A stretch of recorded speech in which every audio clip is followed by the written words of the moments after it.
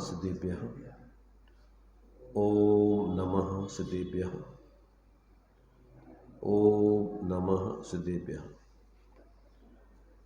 मंगलम भगवान वीरो मंगलम गौतमो गणी मंगलम कुंद कुंदात्यो जैन धर्मोस्तु मंगलम सर्वमंगल मांगल्यम सर्वकल्याणकारकं प्रधानं सर्वधर्माणां जैनं जयतो शासनं जैनं जयतो शासनं। सकल विभावो अभाव कर किया आत्मकल्याण परमानंद सुबोधमय नमो सिद्ध भगवान। आत्म सिद्धि के मार्ग का जिसमें सुभग विधान उस समाधियुत तंत्र का करूं सुगम व्याख्यान।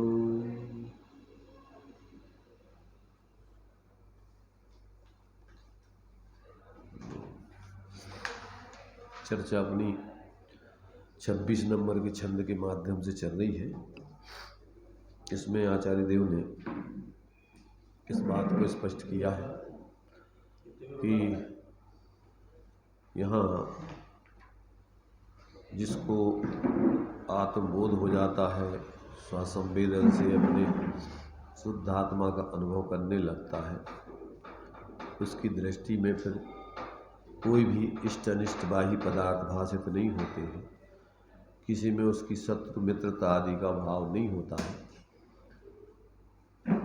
ये उसका जीवन स्वाश्रित सहज आनंदमय प्रारंभ हो जाता है। अब एक समस्या फिर आचार्य देव ने प्रश्न के रूप में रखी है कि चलो तुम्हारी तरफ से तो तुम्हारे लिए कोई बाहर में शत्रु मित्र आदि नहीं होते हैं, परंतु दूसरों की तरफ से तो तुम शत्रु मित्र हो सकते हो किसी के। तो आचार्य देव कहते नहीं, वो भी नहीं हो सकते हैं। उसकी सिद्धि इस छंद में चल रही है। क्यों नहीं हो सकते हैं?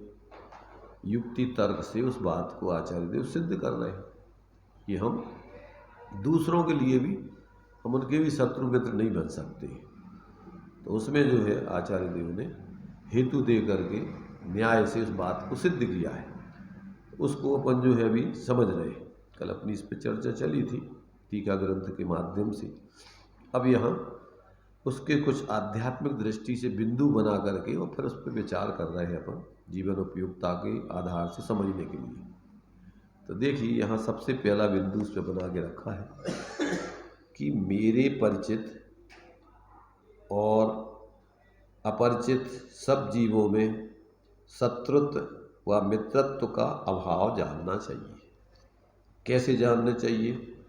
जो मेरे परिचित हों और मेरे से अपरिचित हों, वे मेरे से शत्रु में, हम तो उनके प्रति शत्रु मित्रता रखते ही नहीं है, पर वे भी हमसे शत्रु मित्रता नहीं कर सकते। माने हमसे शत्रुता नहीं कर सकते हैं, मित्रता नहीं कर सकते। क्यों नहीं कर सकते? अब उसका खुलासा कर रहे हैं। तो इसमें देखिए, यह लोक जिसके प्रति अज्ञानी जनों की शत्रु या मित्र रूप में देखने की वासना रहती है, यह लोक क्या मुझे जानता है?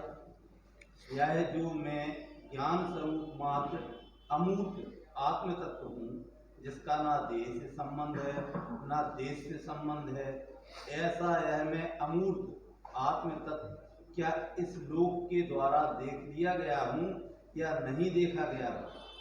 यदि ये मनुष्य मुझ आत्मा को देखने वाले हैं यानी पहचानने वाले हैं, तो वे मेरे शत्रु और मित्र हो ही नहीं सकते, क्योंकि उन्होंने ज्ञान स्वरूप मुझ आत्मा को ज्ञान स्वरूप के रूप में ही देखा है। उनके उपयोग में राग द्वेष की तरंगें उठ ही नहीं सकती, फिर वे मेरे शत्रु कैसे और मित्र कैसे? तथा यदि उन्होंने मुझे नहीं देखा है तो जिन्होंने देखा ही नहीं है वे मेरे कैसे शत्रु और कैसे मित्र होंगे। देखो, इसमें दो तरीके से इसका विचार किया जाता है। यहाँ इन्होंने लिखा यह लोक, तो यह लोक में अपने लिए यदि सारे पदार्थ लिए जाते हैं इस लोक में, विश्व कहो, लोक कहो, दुनिया कहो, ब्रह्मांड कहो, इसमें सारे पदार्थ लिए जाते हैं। अब ये कह रहा है यह लोक जिसके प्रति अज्ञानी जनों की, इस लोक के प्रति अज्ञानी जनों की क्या मान्यता होती है? किसी से शत्रु या मित्र रूप में देखने की वासना रहती है निरंतर। किसकी? अज्ञानी जगत की इस लोक के संबंध में दृष्टिकोण अच्छे बुरे रूप में, अपने पराये रूप में, अथवा अपने मित्र और शत्रु के रूप में, उनका ऐसा ही सोच चलता ही रहता है। क्या चलता रहता है? कैसे चलता रहता है? ये अज्ञानी जगत की बात चल रही। तो अब कहते हैं जो लोग जिसकी दृष्टि बहिर्मुखता वाली है, तो अपने परिवार में अपनापन, अपने परिवार से बाहर के लोगों में परायापन, सबसे पहले यहीं से खत्म, यहीं से उसकी जो है विपर्यास चालू हो गया। अब सब में बस ऐसी कल्पना है, जब अपनापन और परायापन, तो अपनों के संबंध में अगर कोई अनुकूल नहीं होगा तो उससे द्वेष, अपनों के संबंध में अनुकूल होगा तो उससे राग।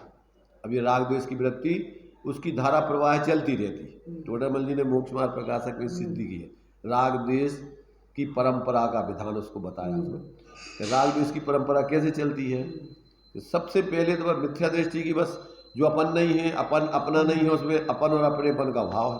अब उसके जो अनुकूल हो जाते हैं उनमें राग, उनके जो प्रतिकूल हो जाते हैं उनमें द्वेष, जो उनके अनुकूल होते हैं उनमें राग, उनके जो प्रतिकूल होते हैं उनमें द्वेष। ऐसी परस्पर में ये श्रृंखला लंबी चौड़ी चली जाती, तो इसका कोई अंत नहीं। अब यहाँ ये कह रहे हैं कि जो जगत, हमें लोक, हम लोक के एक सदस्य समझ लो, हम भी इस लोक के एक हिस्सा है, तो हमारे बारे में भी इनकी मान्यता, पहली चीज़ तो ये है कि अज्ञानी जगत, ये हेतु दिए इन्होंने कि पहले तो हमें वो असली में जानते नहीं है, हमें क्या जानते हैं वो ऐसा असमान जाति द्रव्य पर्याय को वो हमारा स्वरूप मानते हैं। और हम तो जो ज्ञानी हो गया है, सम्यक दृष्टि हो गया है, वो नहीं, वो जो जिसके बारे में वो अज्ञानी जगत व्यवहार कर रहा है, समस्या तो उसकी, प्रश्न तो उसका है ना। तो भाई हम किसी को इष्टनिष्ठ के रूप में नहीं देखेंगे, हम किसी के प्रति शत्रु मित्रता का भाव नहीं रखेंगे, पर दूसरे तो तुम्हारे प्रति अज्ञानी लोग तो रखेंगे शत्रु मित्रता का भाव। तुम उनके स्वार्थों में साधक नहीं होगे तो वे तुम्हारे शत्रु बन जाएंगे, तुम उनके स्वार्थों में साधक होगे तो वे तुम्हारे मित्र बन जाएंगे। ऐसी परस्पर में ये तो तुम्हारी ही चलेगी। तो जो अज्ञानी लोग हैं वे तो तुमसे शत्रुता मित्रता करेंगे। अब यहाँ कह रहे हैं कि देखो, पहली चीज तो ये है, तो ऐसा जैसे अब यहाँ कह रहे हैं कि यह लोग जिसके प्रति अज्ञानी जनों की शत्रु या मित्र रूप में देखने की वासना रहती, वासना मतलब उनके अंदर में इस प्रकार की धारणा ही बना के चलते मिथ्या दशा में। मोक्ष मार्ग प्रकाशक में जो आश्रव का भेद बतलाया है, तो उनमें कसाय में बाही क्रोधादिक को तो कसाय जानता है, पर अंतरंग में अभिप्राय में जो राग द्वेष बस रहे हैं उनको नहीं पहचानता। तो राग द्वेष बस रहे अभिप्राय मतलब क्या? अभिप्राय में जो राग द्वेष बस रहा है उसको नहीं पहचानता का अर्थ क्या होता है?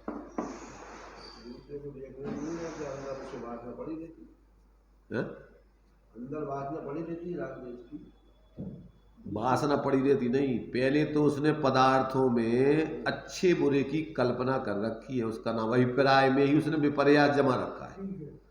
अब जब विपर्यास तुमने जमा रखा है अच्छे बुरे के रूप में, तो अब उनमें तो तुम देखते ही साथ कसाय होगी पैदा, तुम्हें या तो राग होगा या द्वेष होगा। जब तुमने पदार्थ को अच्छे बुरे, जैसे मान लीजिए तुमने क्या मान रखा है कि सर्प बुरा है, उसके प्रति द्वेष, तो देखते ही संगत में उसके प्रति द्वेष आएगा। तुमने मान रखा है कि कौआ खराब है, और कोयल अच्छी है तो कोयल को देख के तुम्हें राग होगा और कौवे को देख करके द्वेष होगा। ये पहले से ही जैसी तो तुमने तो पदार्थों में पहले से धारणाएं इष्टनिष्ठ की बना रखी ना। तुमने मान रखा है कि शुद्ध भोजन अच्छा और अशुद्ध भोजन बुरा, तो तुम्हारे लिए अशुद्ध भोजन के प्रति द्वेष और शुद्ध भोजन के प्रति राग। क्या कहा? अगर तुमने ये धारणा बना रखी है कि शुद्ध भोजन अच्छा और अशुद्ध भोजन खराब, तुमने ये नहीं जाना है कि ये पुद्गल है, ये अच्छा बुरा नहीं है, उसका परिणाम उसमें होता है, ये तो हमारा इसमें क्या अच्छा क्या बुरा। तो विवेक की बात। अब वो आगे की बात है, वो विवेक की बात तो कि व्यवहार में जब तुम्हें भोजन करना है, नहीं करना है तो अच्छा बुरा क्या पुद्गल है, वो तुमसे भिन्न है, कुछ लेना देना नहीं इससे। अब तुम्हें भोजन करना है निचली भूमिका में, अर्थात शरीर को देना है, अब उसमें विवेक रखोगे। तो विवेक रखना अलग चीज है, और उसमें अच्छे बुरे की कल्पना। विवेक ये रखना कि जिसमें जीवों की हिंसा होती हो, वे चीजें अपन को नहीं खाने चाहिए, जो चीजें अशुद्ध अभक्ष हो वे नहीं खाने चाहिए। 5 प्रकार के अभक्ष बताए। खाने में तुम्हारे लिए भले ही वो काजू किस्में शुद्ध है परंतु स्वास्थ्य के अनुकूल नहीं है, तो वो तुम्हारे लिए कैसी है, उससे द्वेष नहीं करना है। विवेक रखना कि ये हमारे शरीर के योग्य नहीं है। माने जो पेट्रोल मान लो जैसे हवाई जहाज में डलता है और तुम मोटरसाइकिल या सामान्य चीज वो पेट्रोल उसमें डालो तो वो उसमें चलेगी नहीं। तो ये तो विवेक है, उसमें अच्छा बुरा थोड़ी है, उपयोगिता उसकी नहीं है वहाँ। तो ये विवेक रखना अलग चीज है, और उसमें इस तरह की कल्पना करना, राग द्वेष धारणा बना लेना ये अलग चीज। तो पहले तो वस्तु स्वतंत्रता से द्रव्यों का निर्णय होने चाहिए कि कोई द्रव्य किसी के लिए अच्छा बुरा नहीं है। क्या है, कोई अपने लिए मंगाए तो अभक्ष भोजन के भी हमारे लिए भी ले आना, वो भी ले आना। अभी चुप रहो, क्या कह रहे हैं? अपने लिए पहले तो 2 द्रव्यों की स्वतंत्रता का निर्णय होना चाहिए। वो पहला प्रथम पाया। ये तो तात्विक दृष्टि है ना। ये तो पहले तो कि एक वस्तु अपने स्वरूप को छोड़ती नहीं, दूसरे में कुछ देती नहीं, उसमें से कुछ लेती नहीं। तो पहले तो वस्तु की सीमा का ज्ञान होने चाहिए। अब व्यवहार में निमित्त नैमित्तिक संबंध से अपन को ये विवेक पूर्वक जो भी प्रवृत्ति होती है, अगर अविवेक पूर्वक करोगे तो उसमें तीव्र कसाय, आसक्ति और विपरीतता आपकी मानी जाएगी। तो ये विवेक की बात है। क्या विवेक की बात है? लोक में अपन को निमित्त नैमित्तिक संबंध से एक व्यवहारिक व्यवस्था है, ठीक है ना, कि जीव विकारी भाव करता है, कर्मों का आश्रय बंध होता है तुम्हारे साथ, पर वो भी फिर तात्विक दृष्टि से वो बंध कर्मों में ही होता है, आत्मा में परमार्थ से नहीं होता है। आत्मा तो अपनी परिणति में विकृति करता है और अपनी ही उसकी अवस्था अपने में रहती है, कर्मों की अवस्था अपने में रहती है। तो 2 द्रव्यों का पहले तत्व निर्णय हो और फिर उसमें निमित्त नैमित्तिक संबंध का ज्ञान हो, और जिन निमित्त अपन को उन निमित्तों से हटना है, अलग होना है, तो सारे पर निमित्तों का अवलंबन छोड़ के स्वावलंबन करके अपन को ये राग द्वेष मोह के विकल्पों का अभाव करना है। अब वो जब तक पूर्ण भाव नहीं हो पा रहा है तो विवेक पूर्वक जिससे अपन को कसाय तीव्र नहीं हो, हिंसा अधिक नहीं हो, इस प्रकार से अपन विवेक पूर्वक प्रवृत्ति करें तो वो अपने लिए दूसरे नंबर पर आता है। अब व्यक्ति ने क्या है कि द्वेष बुद्धि से ये सब ठगों की टोली है, परिवार आदि सब अपने लिए अहितकारी है, छोड़ छाड़ के अनंत बार साधु ही बन गया घर छोड़ करके, परंतु अंदर में कि तुम आओ ये तो न ठगे आए न कछु आए। अपने परिणामों की शुद्धि के लिए अपन उनको निर्वृत्ति लेकर के अपने एकांत में साधना करते हैं। वो है, क्योंकि यहाँ इनमें मोही जीवों में रह करके अपनी उत्कृष्ट साधना आदि नहीं हो सकती, तो वो तो विवेक है। परंतु अपन ने इनको मान लो ठगों की टोली, इनको मान लो कि अपन को ये लूटने वाले हैं, ये स्वार्थ के सगे हैं, और अपन उनसे द्वेष करने लगे और अपन ही से चले गए, अब हमें बोलना ही नहीं है तुमसे, तो ये द्वेष बुद्धि हो गई है। तात्विक दृष्टि से आचार्य कह रहा है जहाँ परिणाम बिगड़ते हैं जिन निमित्तों में अपन को, तो वहाँ अपन को दूर रहना, और अगर मिल जाए तो मध्यस्थ रहना। मध्यस्थ भाव विपरीत व्यक्त हो, पर द्वेष नहीं करना उन्होंने। अब ये धारणा में अपन ने जमा लिया है, क्या जमा लिया है कि जो अच्छो जो बुरा, अब बाहर में जो तो होगा तुम्हारा विपरीत अभिप्राय। कोई पदार्थ क्या है, तत्व अभ्यास के बल से जब कोई पदार्थ इष्ट अनिष्ट भाषित ना हो तो राग द्वेष नहीं होते। अब ये तो निर्णय नहीं है, और अपन सोच रहा है कि हम जो हमारा तो हो जाए, जो ही से हम सुखी हो जाए, तेरी मूड है। पर पदार्थों से सुखी दुखी तेरी कल्पना है तो झूठी, और जी हमारे है जी संयोग करेंगे वे तुझे मार डालेंगे, पाप का उदय होगा तो वे तुझे जहर दे देंगे, जिनके लिए तू इकट्ठा कर रहा है अभी सोचेंगे जी हमारे स्वार्थ में बाधक है तो मरवा भी देंगे तुझे। तो ये तो तेरी उल्टी बुद्धि है, बाहर की परिस्थितियां बनती उदय अनुसार और तेरी अंदर का हित है तो होता है तेरे परिणाम अनुसार। कैसे होता है? बाहर के पदार्थों से हित है तो होता है कि तेरे परिणामों से होता है। तो परिणामों का तो विवेक नहीं है, और तू बाहर के पदार्थ को हटाना जुटाना चाहता है, उसी से धर्मा तो बनना चाहता है। सबका जो छोड़ दो, हमने साधु बन गए तो तुम बहुत बड़े धर्मात्मा हो गए, और जिनने कछु नहीं छोड़ो तो वे सब पापी है। तेरी उल्टी बुद्धि है ना, वो आधा खड़ा है, पहले दृष्टि तेरी गलत है। अरे पहले तो तत्व दृष्टि से वस्तु स्वतंत्रता का विचार करो ना। कोई किसी का कर्ता धरता नहीं है, सब अपने अपने परिणामों के कर्ता धरता है, अपना अपना परिणाम अपने में करते हैं। तो पहले तो अपन अपना कुछ है ही नहीं, तो अपन अपने स्वास्थ्य से जीवन जियो। तो अब ये कह रहे कि तूने अज्ञानी जगत का क्या है कि लोग के प्रति धारणा ही ऐसी है, इष्टनिष्ट कल्पना करके कोई शत्रु कोई मित्र बना के चल रहा है, अपना पराये की कल्पना करके चल रहा है, मिथ्यात बैठा है। कोई पर पदार्थ कौन तेरा अपना है? तेरा परिवार, तेरा रुपया, तेरा शरीर तेरा है। तो पहले तात्विक दृष्टि से गए, आत्मा को छोड़ के एक परमाणु मात्र हमारा नहीं है, अकेला शब्दों में नहीं, अंदर में अपने को अपने रूप ग्रहण करके अनुभव करते हुए स्वीकार करना तो सम्यक प्रकार से तुम्हारा ग्रहण है। जानकारी तो जीव ने अनंत बार कर ली है, परंतु स्व को स्व ग्रहण करके उस रूप आश्रय परिवर्तन नहीं करता, इसलिए उसका मिथ्यात्व नहीं गला और न राग द्वेष का अभाव हुआ किंचित मात्र। तत्व निर्णय करने से मिथ्यात्व सिर्फ मंद माने मिथ्यात्व आदि कसाय मंद तो पड़ेंगी, पर जब तक स्वरूप ग्रहण नहीं करोगे तब तक मिथ्यात्व और कसायों का भाव नहीं होगा। स्वाश्रय से मुक्ति बखानी, निर्विकल्प होकर आत्मा की अनुभूति पूर्वक अंदर से जब तक अभेद होकर के प्रवर्तन नहीं करोगे तब तक मोक्ष मार्ग की सिद्धि नहीं होती। अकेले मात्र क्षय संज्ञान की जानकारी धर्म नहीं है, निर्णय करना प्रारंभ में जरूरी है, पर अकेले उक्त संतुष्टि का काम नहीं है। जिस भांति प्रज्ञा छेनी से पर से विभक्त किया उसे, उस भांति प्रज्ञा छेनी से अरे ग्रहण करो उसे। पहले सविकल्प दशा में भेद विज्ञान और फिर निर्विकल्प हो के स्वरूप अनुभव, ये यहाँ से मोक्ष मार्ग चालू होता है। अब ये तत्वों का निर्णय नहीं तो बहुत ऊपर नहीं में डाल पात घूमता रहता है, जो ऐसो कर लूँ जो ऐसो कर लूँ जो ऐसो नहीं हो जाए, रात दिन दिमाग में वही भरे रहते।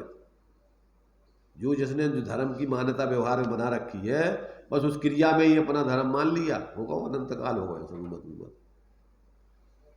जब तक आप इन सारे विकल्पों को तोड़कर अंदर में अपने निर्विकल्प स्वरूप को ग्रहण करके स्वाश्रय से प्रवृत्ति नहीं करोगे तब तक धर्म का प्रारंभ ही नहीं होना है। चाहे तुम साधु बन जाओ और चाहे क्षय संज्ञान की धारणा में पंडिताई कर लो, परंतु उससे कुछ नहीं होना। इसलिए श्रीमद जी ने कहा कोई क्रिया जड़ थई रहे और शुष्क ज्ञान में कोई, और माने मारक मोक्ष को और करना उपजे जो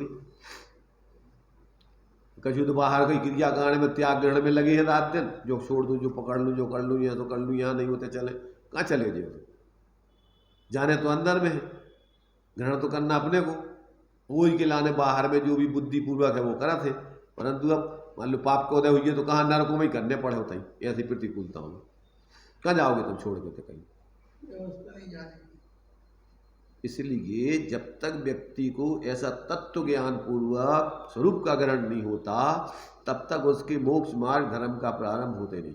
चाहे वो कोई संप्रदाय वाला हो, कितना ही पुण्य को उदय हो, कुछ भी हो, बड़े पद वाला हो, बाहर में वेश धारण कर लिया हो, उससे कुछ अंतर नहीं पड़ता आत्मा को।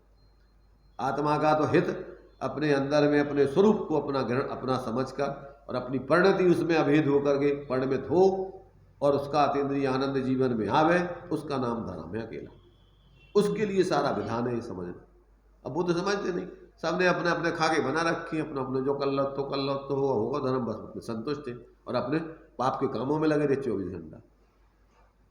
तनक मनक कछु क्रिया झूठी कर लें जो कछु अपन ने मान रखी है, तनक पढ़ लाओ या कछु भी कर लाओ, वह का होने जाता बताओ। जो अपन को अपनी परिणति को पूर्ण स्वरूप में डुबोने हैं उनको ना धर्म है। बाहर के सारे विकल्प खत्म करने हैं, अब वे जब तक नहीं होंगे ऊपर लक्ष्य ही आश्रय तुम्हारा, अबे पहले तुम्हारा निर्णय सही नहीं है, तुमने कछु एक कुछ खा के बना रखे तो कर लो, तो होगा धर्म, बस तो कर लो और अपने पाप में लगे 24 घंटे। फल तो मिलेगा, तुम्हारा परिणाम होगा, अभिप्राय का तुम्हें, अकेले मात्र इतने का थोड़ी मिलना है तुम्हें। तो ये यहाँ कह रहे कि ये अज्ञानी जगत क्या करता है कि इसने जिसके प्रति अज्ञानी जनों की शत्रु या मित्र रूप में देखने की वासना रहती है, उसकी धारणा में उसने ऐसी मिथ्या मान्यता ही जमा रखी उसने, जी हमारे जी पर आए, तो मिथ्या थे तेरा पर पदार्थ तेरे, वे तो सभी पर है, तेरा कुछ है ही नहीं है उनमें। व्यवहार से सम्यक दृष्टि कदाचित ऐसा कहेगी तो वो देखो औपचारिक विधान है, परमार्थ से तो वो जानता है कि परमाणु हमारा नहीं, और उनमें मोह करते नहीं है, स्वास्थ्य धर्म मानता है। अभी जो आपने कही तत्व ज्ञान के बाद ही स्वरूप ग्रहण होगा, और तत्व ज्ञान के बाद यदि स्वरूप ग्रहण नहीं करते तो सम्यक प्राप्त नहीं होगा।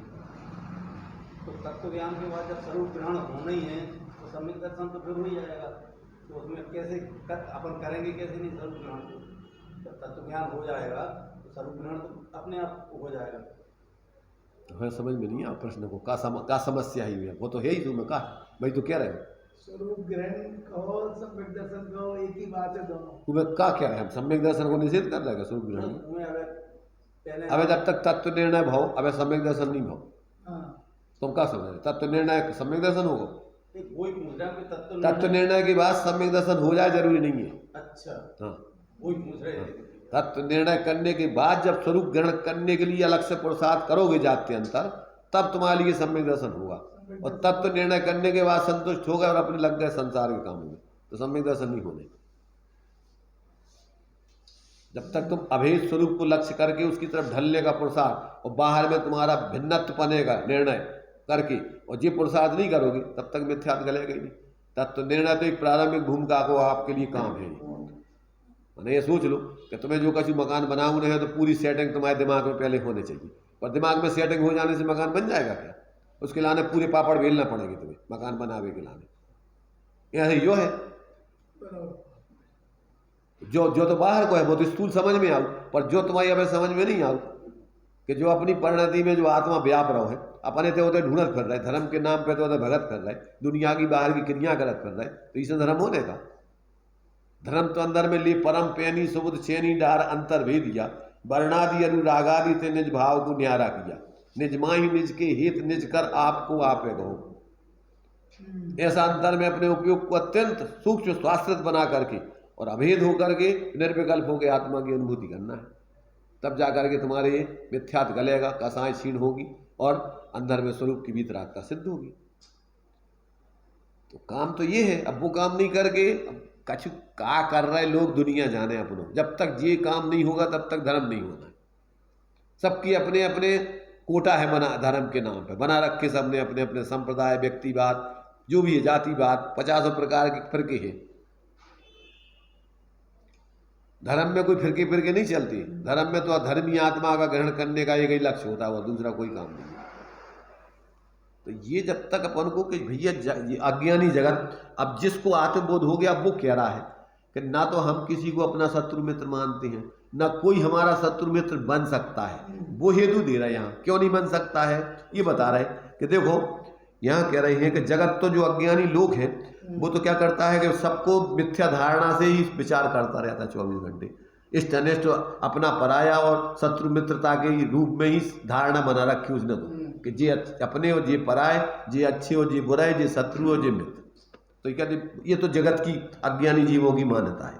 अच्छा, अब इसमें कह रहे हैं यह लोग क्या मुझे जानता है। अब ये कह रहे हैं कि हमारे बारे में जो तुम कह रहे हैं कि दूसरे तो तुम्हें शत्रु मित्र मानेंगे, अब हम तुमसे प्रश्न करते हैं क्या लोग हमें जानता है?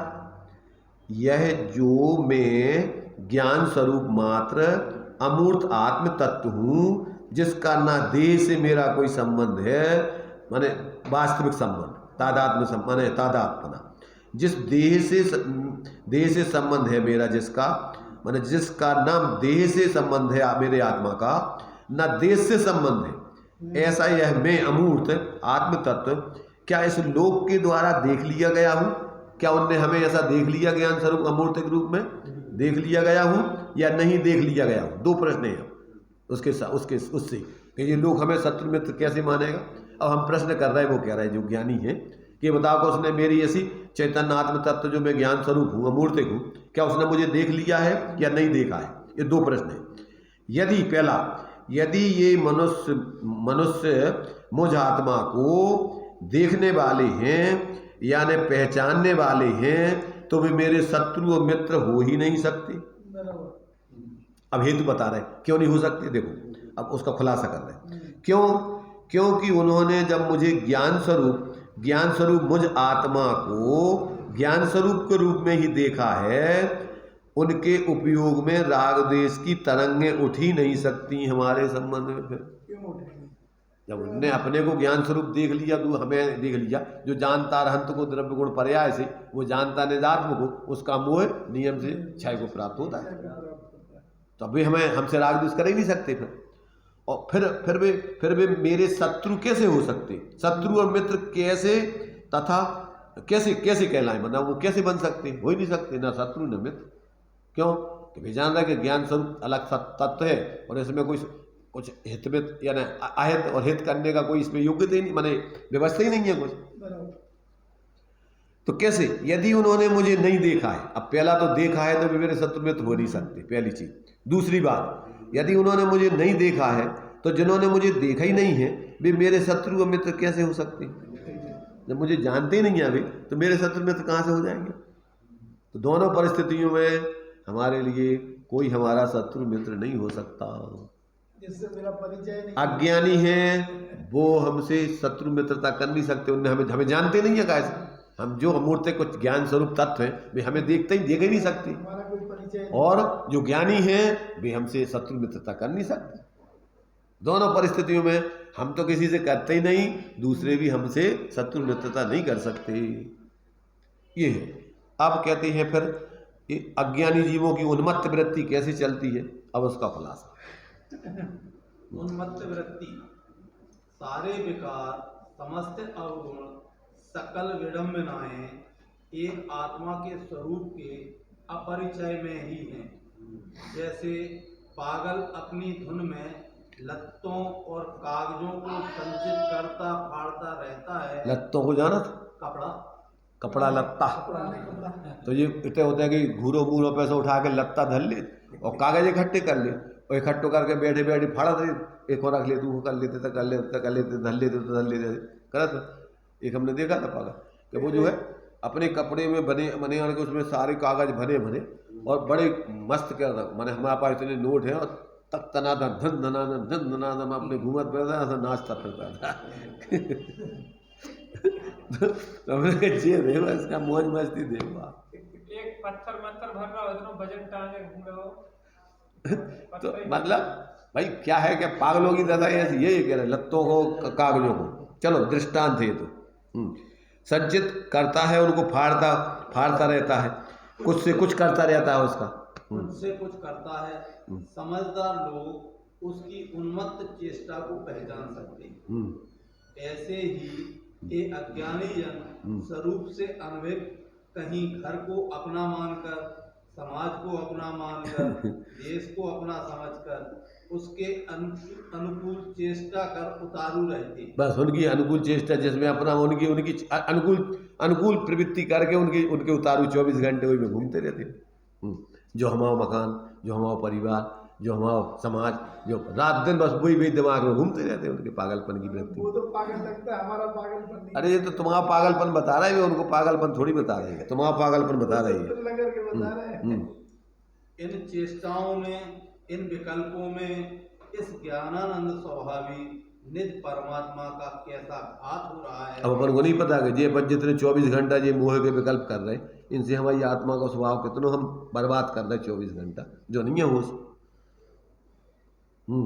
इसकी इसे फिक्र नहीं है। कैसे फिक्र हो?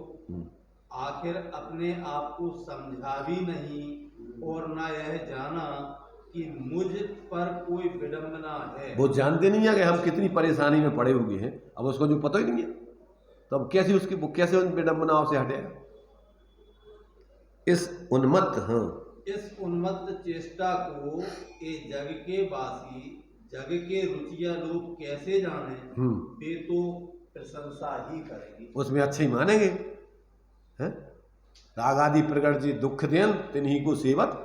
अरे भैया कितनो प्रेम है न में आपस में, देखो अरे बिल्कुल एक दूसरे के बिना बिल्कुल नहीं रह रहे, कितनी प्रशंसा। अरे तुझे पता ही नहीं कि तू अपनी कितना आत्महत्या कर लिया, मोह कर करके अपन पूरा के मोह दूर रहे। पहले प्रेम अलग हो, तत्व ज्ञान होने पर निचली भूमिका में जो निस्वार्थ वृत्ति से जीवों के प्रति लगा माने उनके हित का भाव होता है उसको प्रेम बोलते हैं। और जो अपने स्वार्थ साधने के निमित्त से जो एक दूसरे में लगाव होता है उसका नाम मोह है। तुम्हारे स्वार्थ में तन कहीं बाधा पड़ जाए फिर देखो आपकी दशा। मोह में वात्सल्य में अंतर है अब वो प्रेम कहो बात्सल्य कहो ये कई बात है। तो ये जो आत्मिक एक दूसरे के प्रति जो अपन स्वरूप को समझ करके कि भैया इनका जैसे हित हो भूमिका, वो भी अपने लिए निचली भूमिका का अनुराग है, पर वो कोई लौकिक स्वार्थ जन्य नहीं है। वो पारमार्थिक दृष्टि से सिर्फ एक दूसरे के हित के लिए विचार है बस, और कुछ नहीं। पर वो भी जानते कि इनका हित हम नहीं कर सकते, हमारा हित ये नहीं कर सकते। एक दूसरे का हित तो अपने अपने स्वाश्रित वितराग परिणामों से होगा। ये तो भावना है, इससे जब तक निचली भूमिका में रहोगे तो पुण्य बंद होगा तुम्हें। आगे जाकर तुम्हारे प्रति भी लोग अच्छा अनुराग रख के तुम्हारे अनुकूल व्यवस्था बनाएंगे, उदय आएगा जब। पर निस्वार्थ भाव से, कोई स्वार्थ भाव से नहीं। और तुम स्वार्थ से करोगे तो दूसरे पाप का उदय। पहली चीज तो पाप का बंध होता है इससे, स्वार्थ वृत्ति से कोई भी काम करना, इससे तो तुम्हारी मलिनता मिथ्यात्व के संग संग कसाय तीव्र है। ये तो व्यापार है, कोई पुण्य भी नहीं है इसमें, ध्यान रखना। जिसमें व्यक्ति जैसे बाप के पास संपत्ति है तो अपन सेवा कर रहे हैं बहुत सारी, काय गिलाने कर रहे हैं, बाप के प्रति उनके प्रति बहुमान है उसकी आत्मा को कि भैया ये दुखी ना हो, और पैसा नहीं होवे या वो दूसरों को दे देवे या उसको ये लगेगा जो देगा नहीं तो क्या हमको कोई मतलब नहीं तुम्हारा तुम जानो। हाँ प्रत्यक्ष में ही देख अनेकों ऐसे उदाहरण। तो ये कोई तीव्र कसाय है। ये तो जिस व्यक्ति ने तुम्हारे जीवन को उत्थान में निमित्त बना और तुम उस व्यक्ति के हित को ना सोच के तुम उससे अपना स्वार्थ साधने का, अलौकिक स्वार्थ साधने का भाव रखो, ये तो महानिकृष्ट बने की वृत्ति है। सामान्य मानवता भी नहीं है, मंद कसाय भी नहीं है, महातीव्र कसाय है। पुण्य कैसे बनेगा? धर्म तो होनी नहीं है इसमें। इसलिए ज्ञानियों के जीवन में निचली भूमिका में निस्वार्थ सेवा और निष्काम भक्ति, भगवान की भक्ति गुणानुराग पूर्वक होती है, कोई स्वार्थ साधने के लिए नहीं कि हमारा यहाँ जो हो जाएगा, हमारा मकान बन जाएगा, हमारी बीमारी दूर हो जाएगा फलानी। ये तो महा पागलपन की वृत्ति है। और दूसरों की सेवा कछु कि जो हमें जो करेंगे तो जो मिल जाएगा, हम भैया इनकी सेवा करें तो हमें मान सम्मान, कछु जो ख्याति लाभ पूजा आदि चाहे कछु भी तुम लौकिक पूजन रख के कर रहे, वो सब तुम्हारी जो है क्या है? कसाय वृत्ति है, स्वार्थ वृत्ति। बिना आत्महित के लक्ष्य के, बिना स्वपरहित के लक्ष्य के अगर आप जो भी करते हो वो सब तुम्हारा जो है पुण्य भाव भी नहीं है, धर्म भाव तो है ही नहीं है। समझ चाहे साधारण की हो चाहे भगवान। अरे जीव देखो, निस्वार्थ सेवा। देखो हम ये कह रहे हैं, पहली चीज तो सारे जीव तुम्हारे साधर्मी है वस्तु तत्व की दृष्टि से। अपन फैले प्रेम परस्पर जग में, कि हमारे परिवार में, कि हमारी जाति में, कि हमारे कुटुंब में। साधर्मी माने अपने समान धर्म वाले। प्रत्येक आत्मा कैसी है? जो निगोद में सोई, मुझ में सोई, मोक्ष, सब जीव एक समान है। तो पहले तो सब जीवों को अपने स्वरूप समान समझो। पर पर्याय दृष्टि से व्यवहार में अगर जो आत्माराधना विशेष बड़े चढ़े हैं उनको अपने से बड़े देखो। जिनके पाप का उदय है, परेशान है, उनके प्रति करुणा का भाव रखो, दया का भाव रखो। जो तीव्र बुद्धि, तीव्र कसाई है, विपरीत बुद्धि है, कुमार्गामी है, तो उनसे मध्यस्थ रहो कि भैया इनकी वे जाने, अपन काय को यहाँ तो जीव भूल गए जी, वस्तु स्वरूप नहीं समझ रहे, तो द्वेष नहीं करना, मध्यस्थ रहना। ये जब तक ऐसा तात्विक दृष्टि से जीवन नहीं होता, तुम्हारा व्यवहार भी पुण्य का भी ठिकाना नहीं है। जो भी करोगे तुम बिना स्वार्थ के, हमें क्या फायदा है? और दान कहाँ दोगे? जहाँ मान पोषण होगा तुम्हारा, जहाँ तुम्हें सम्मान मिले। इसके यहाँ नहीं दोगे जहाँ जरूरत है जिनको, अपने परिचितों में जहाँ अपन को बढ़िया मान सम्मान की स्थाप दिखे, जहाँ अपन को ऐसा लगे कि हाँ इससे हमारा नाम होगा, वहाँ दान दोगे। यहाँ वहाँ नहीं दोगे जहाँ जरूरत दिख रही। अपने गरीबान में झांके व्यक्ति तो समझ में आता पूरा फट्टा साफ है धर्म के नाम पे। दिखता है वो कि हम बहुत बड़े, थोड़ा बाहर की क्रियाएं मिलियाँ बाहर को नाटक नौटंकी कर ली धर्म के नाम पे अपने अपने संप्रदायों में, तो भी मूर्ख तुम्हारा ने माना तो करे बहुत बड़ा, बहुत अच्छी भैया, बहुत बहुत बढ़िया, ये बहुत बड़ा धर्मात्मा, बहुत दानी है ये तो। आता समझ में?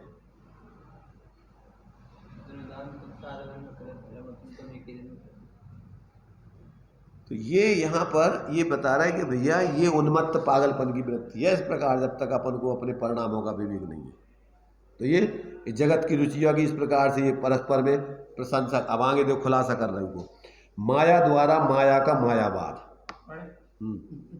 माया द्वारा माया का मायावाद, यह सारा जगत मायामय है। यहाँ जितने भी पुरुष हैं और अन्य अन्य पर्याय हैं, वे सब माया स्वरूप है, परमार्थ रूप नहीं है। ये मायामय पुरुष यहाँ एक दूसरे की प्रशंसा कर रहे हैं और फूले नहीं समाते, और वे अपने को कृतार्थ समझ लेते हैं। जैसे एक उक्ति है, उष्टांग विवाहे। अरे सुनो सुनो सुनो, उष्टांग नहीं, तुम पढ़ो संस्कृत। उष्टाण, सुनो सुनो सुनो, बोलो नहीं है? उष्टाणाम विवाहेषु गीत गायन्ति गर्धवः परस्परम प्रशंसन्ति अहो रूपम अहो ध्वनि। ऊँटों का हो रहा था कहीं विवाह, सो अब विवाह के समय कोई गाने वाले भी तो चाहिए। सो बड़ी खोज करते करते गीत गाने वाले मिले गधे। सो गधे लोग गीत गाते हैं, अहो कितना सुंदर रूप है ऊँटों का। अब ऊँटों का रूप कहीं सुंदर होता है? गर्दन टेढ़ी, पीठ टेढ़ी, सब वक्र अंग हैं। बेडोल पूरा का पूरा शरीर है, जिनके मुख की आकृति भी प्रायः सब जानवरों से विचित्र है। लेकिन गधे लोग गा रहे हैं कि कितना सुंदर रूप है। तो ऊँटों की ओर से क्या जवाब मिला कि अहो कि ओह, गधों का कितना सुंदर राग है। गधों का राग किसी ने गाते सुना है? शायद कोई पशु पक्षी मनुष्य भी ऐसा नहीं गा सकते कि हवा बाहर निकले तब भी राग और हवा भीतर ले तब भी राग। माने तो बाहर जा रही हवा तो भी है, और बाहर निकल रही तो दोइयों में उनका राग चल रहा है। हवा बाहर निकले तो भी राग निकल रहा हो, और अंदर जा रहा हो तो भी राग जा रहा है।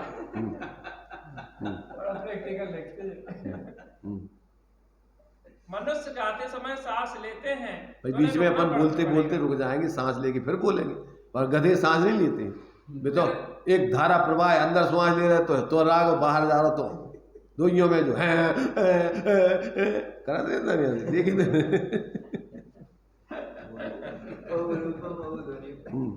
फिर गाना गाएंगे, पर इन गधों को रुकने का काम नहीं है।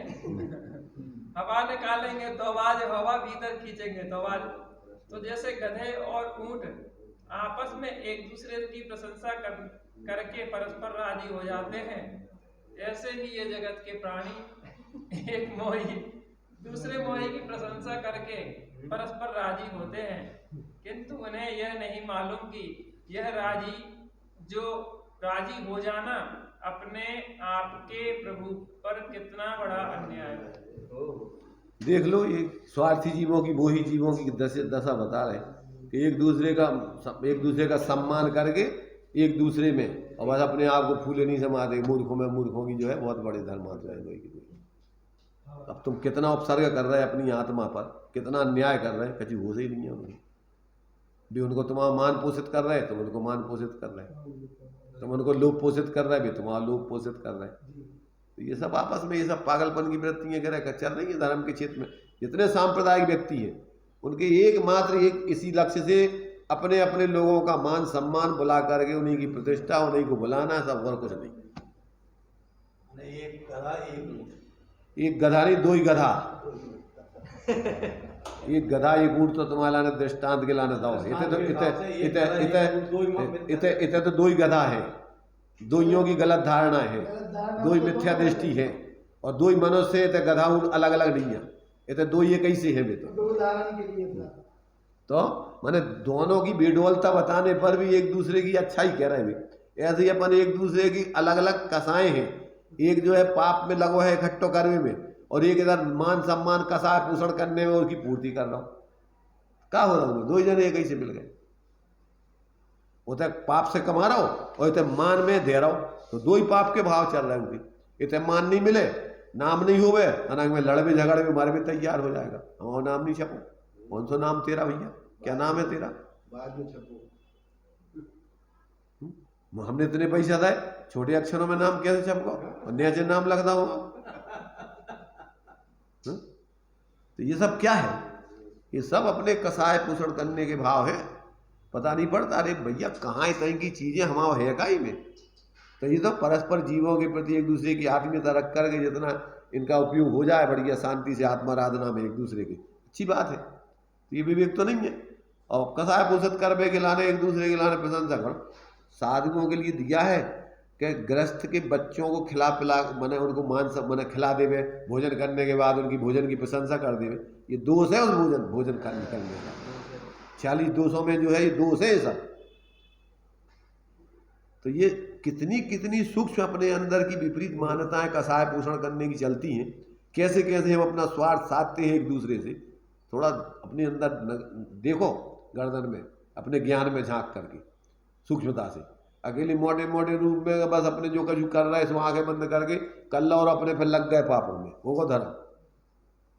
तो अब आगे देखो, सबका स्वतंत्र परिणमन, ये तो हो गया। मैंने इस मायावी लोक में मायावी जीवन कैसे चल रहा हो आपस में, वो बताओ पहले, इस दृष्टांत। सबका स्वतंत्र परिणमन, अज्ञानी जन कीर्ति को गाने वाले, प्रशंसा करने वाले अथवा मन के अनुकूल चलने वाले या इंद्रियों के विषयों के साधक होने वाले लोगों को प्रिय मानते हैं। जी देखो अपन कितनी जगह अपन स्वार्थी व्यक्ति कहाँ अपना संतुष्ट होता है। तो ये कह रहा है कि अपनी या तो तुम्हारी झूठी कोई प्रशंसा करे। भाट लोग कहते हैं ना अपन, भाट राजाओं के गीत गाते रहते हैं झूठे में, ऐसे अपना उनको वेतन चाहने के लाने, अपना स्वार्थ साधने के लाने उनकी झूठी प्रशंसा। अरे महाराज, अरे गजब, महाराज के दर्शन होना ही बड़ा दुर्लभ है, हे महाराज दर्शन दो पधारो। तो ये झूठे गीत गाना, किसी के प्रशंसा गाना, कीर्ति को गाने वाले, उनकी प्रशंसा करने वाले अथवा अपने मन के अनुकूल चलने वाले या इंद्रिय विषयों के साधक होने वाले, इन लोगों को तो अपन प्रिय मानते हैं।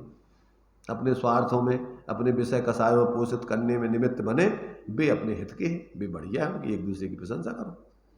तो कहते हैं ये क्या है, ये एक दूसरे को इस प्रकार से ये क्या मानते हैं कि साधन होने वाले लोगों को तो प्रिय माने, उनसे प्रेम करता है, उनको मित्र जानता है, उन्हें बंधु समझता है, और जो मन के प्रतिकूल चल रहे हैं, और जो मन के प्रतिकूल चल रहे हों, इंद्रिय के विषयों के साधनों में बाधक हो रहे हों, उन्हें ये शत्रु मानते हैं। यह सब अज्ञान का स्वप्न है। ये अज्ञान की कल्पना है तुम्हारी झूठी। पाप के उदय में, पुण्य के उदय में सब व्यवस्थाएं बनती हैं, और उन नो कर्मों को तुम मान रहे कि जी हमारी व्यवस्था बना रहे हैं। आ रही भाई समझ में आ रही कि नहीं आ रही? प्रमाद आ रहा नहीं आ रहा? तो देखो अब आगे। वास्तव में कोई पुरुष न मेरे मन के अनुकूल चलता है और न प्रतिकूल चलता है, वह तो चलता है जैसी उसकी योग्यता है। वो अपने हिसाब से चल रहा हो, तुम सोच रहे हो जो हम अपने हिसाब से चल रहा, वो अपने जैसे परिणाम हो रहे हैं वो अपने परिणाम कर रहा हो, तुम सोच रहे हो जो हमारे अनुकूल चल रहा। जैसी उसकी योग्यता है, जैसा उसका वातावरण है, उसके अनुकूल उसका परिणमन हो रहा है, उसके उदय अनुसार उसका परिणमन हो रहा हो। अपन सोच रहे हैं जो हम आए थे ऐसी है, वो अपनी खुद के उदय के अधीन है, वो बेचारा खुद ही परेशान है, और तुम सोच रहे हैं जो हमारे हिसाब से चल रहा हो, अथवा जो हमारे प्रतिकूल चल रहा हो।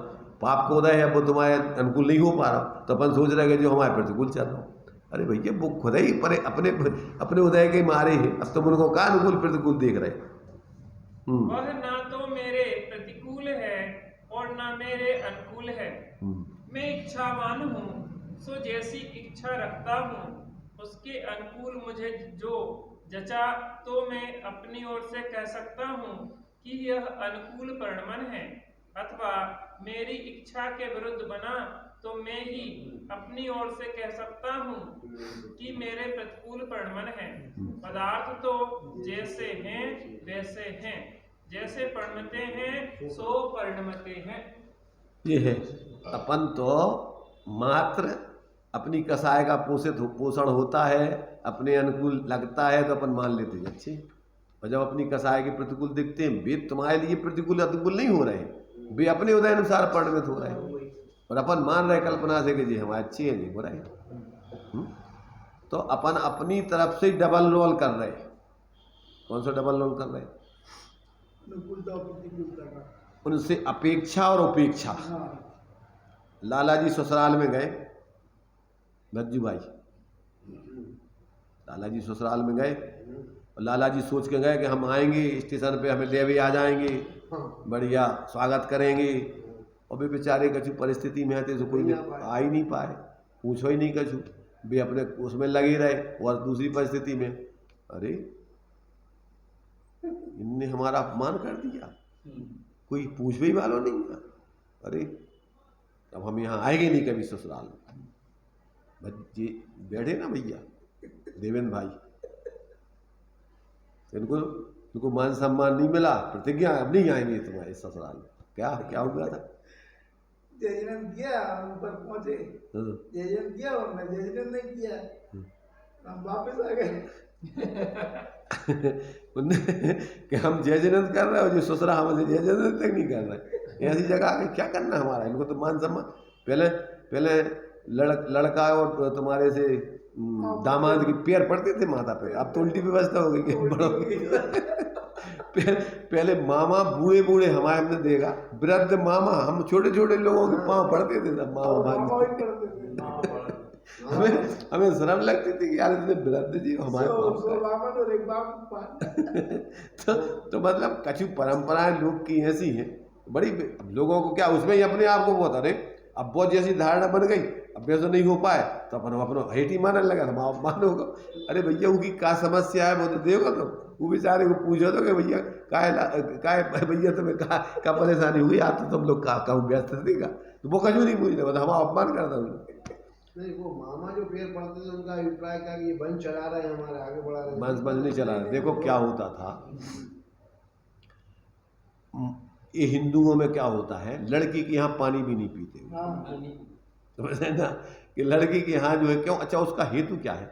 उसका हेतु ये भी है कि अब लड़की है, माँ बाप भाई वगैरह आएंगे तो उनके प्रति थोड़ा अनुराग विशेष होता है, और ससुराल वालों के प्रति उनकी गुणता हो जाए तो फिर उधर ससुराल में राग द्वेष पैदा, कसाय पैदा हो सकती है, झगड़ा माने उनके अंदर जो है उसके प्रति द्वेष भाव चालू हो सकता है। इसलिए वो इस प्रकार का भाव रखते कि हम यहाँ कुछ ना खाएं, क्यों कि वो आता ही है भाव, हो तो आए बगैर थोड़ा बहुत रहते ही नहीं, तो इसलिए वो पक्षपात न पैदा हो इनमें, आपस में इनके परिवार में झगड़ा ना हो जाए कि भैया हमें यहाँ खाने नहीं है, पानी भी नहीं पीना तो मतलब उनके अभिप्राय तो भी अलग रहते हैं, तो ऐसे ही रहते सब अभिप्राय उस समय जो अपने अपनी स्थिति बनाते थे। तो अब पहले जैसे मान लीजिए गांव में शादी होती थी तो वो क्या फिरते थे पूरे गांव भर में, क्या बोलते हैं बिन्नाई की फिरती। अब वो क्या है, पहले बैंक तो थे नहीं, मान लो पैसे इकट्ठे भाई होते नहीं थे लोगों के पास, तो अपन ने पहले सब जगह अपना बैंक इकट्ठो कर दो, क्या कर दो कि अपन ने दूसरों की शादियों में जितने पैसा दे है, अब आपकी शादी होगी तो शादी में वो पैसा आपके उस समय वापस आ जाएगा, आपके काम में आ जाएंगे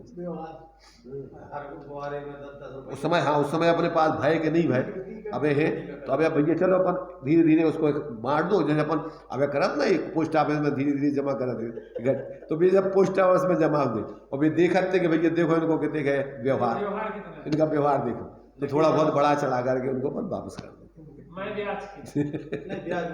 अरे चलो मान लो कोई अच्छा समझदार है तो बढ़ा के भी दे दे, ऐसे थोड़ी कहीं ठेका है तुम उतने दे दो वापस आगे तुम्हें ब्याज, फिर आगे ब्याज बन के तुम्हें मिल जाए, उनका है मतलब उनको तुम्हारा व्यवहार ही देखेंगे ना कि देखो उनको व्यवहार इन्वेस्टमेंट।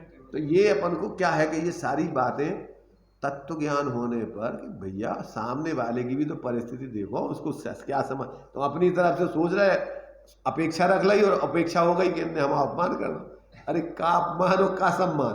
पहले देखो ऐसा भी होता था, अगर मान लीजिए जैसे मान लीजिए लड़की वाले गरीब हैं और लड़का वाला अमीर है। तो लड़की क्या करती थी कि अपने यहाँ से ससुराल से ही सारी चीज़ें ले जाती थी और मायके से ला करके कि ये हमारी ससुराल वालों मायके वालों ने कर दिए दोनों घरों का सम्मान। क्या, और वो अपने घर पति को पता रहता था और बाकी घर वालों को पता नहीं रहता था। कहीं से पैसा ले गई और कहीं का अपना क्यों? क्योंकि भैया देखो ना तो ये घर के ये सोचेंगे कि तुम कल ले आई उतर, तो कम से कम ऐसा नहीं कि उनको ये लगेगा कि नहीं तुम यहाँ से कुछ नहीं।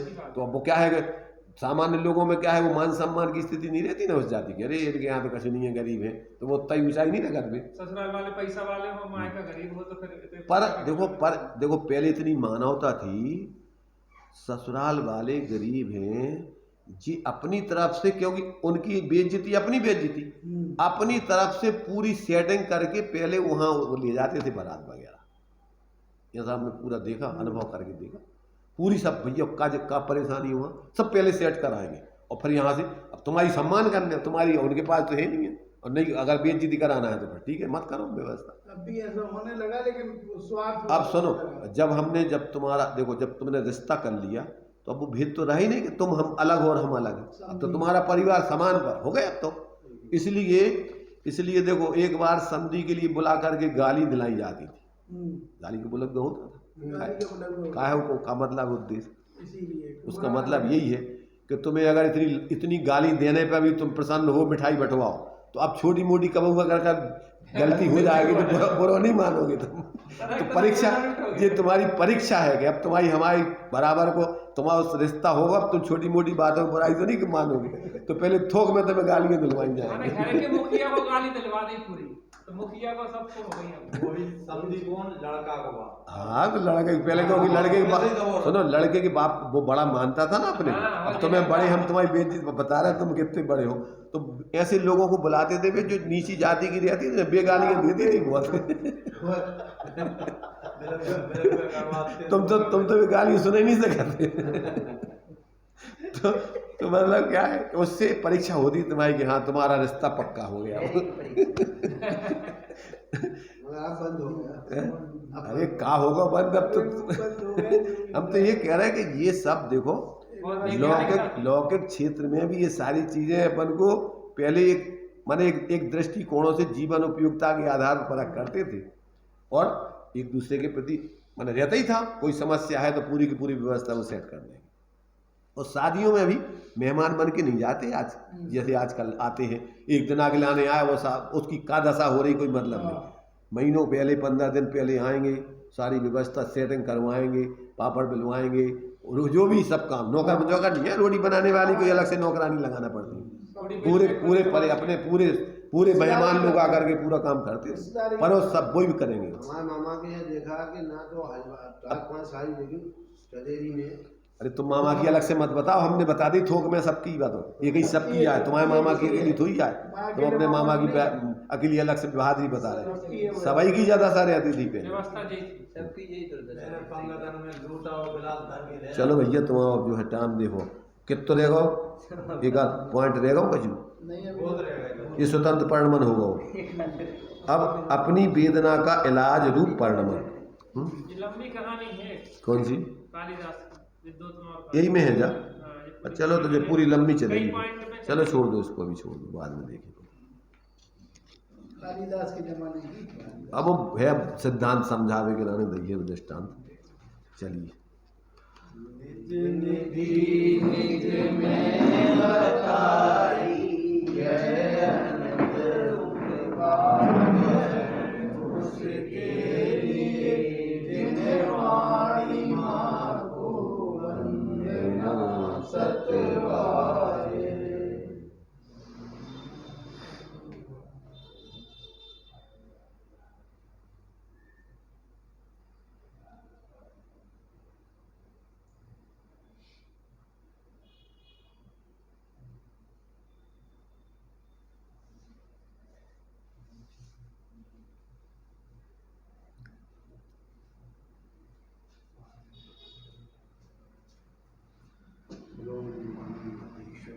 द्वादशांगमयी जिनवाणी माता की जय महान जय